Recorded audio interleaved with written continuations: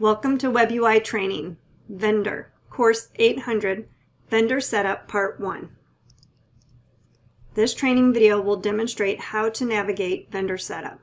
The key fields included are required screen, vendor number, name, terms, bank, general tab, vendor section, contact section, billing section, settings section.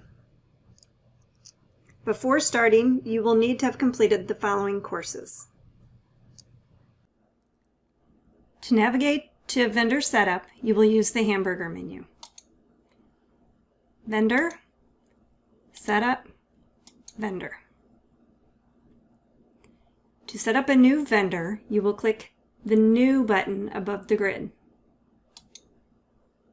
Here you will enter your vendor number, your vendor name. You will enter, select, or search for your terms and enter your bank.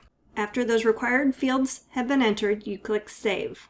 This will take you to the vendor setup screen so you can enter the rest of your information. On the General tab under Vendor, you will now enter your address. You also have the option to enter your country. The lookup name will default to the first 15 characters of the vendor name. You can enter an email. You have the active flag and the dispute flag in this section as well. In the contact section, you will enter the phone, fax, sales rep name. The next section on the General tab is Billing.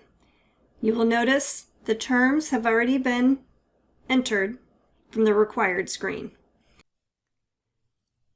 The process type field is a new functionality in WebUI.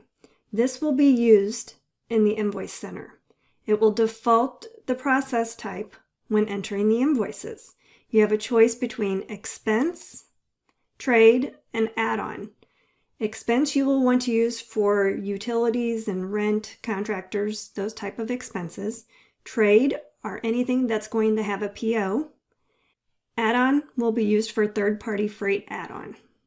Invoice type is a user-defined field that can be used to group vendors together for the cash requirements and pay invoices reports.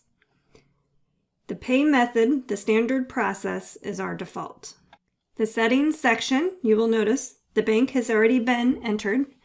Division, you will want to enter a division if this vendor is being set up for one branch only. This will default the division in the Invoice Center when you're entering the invoices.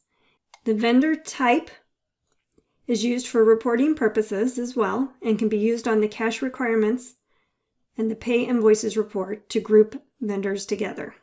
That is the end of the General tab. Please proceed to the next video for the rest of the tabs. Congratulations, you have just completed Course 800 Vendor Setup Part 1. Now it's time to try it out. Go to Employees at Work, click the WebUI Train icon, follow the instructions to log on. Here is your suggested next course.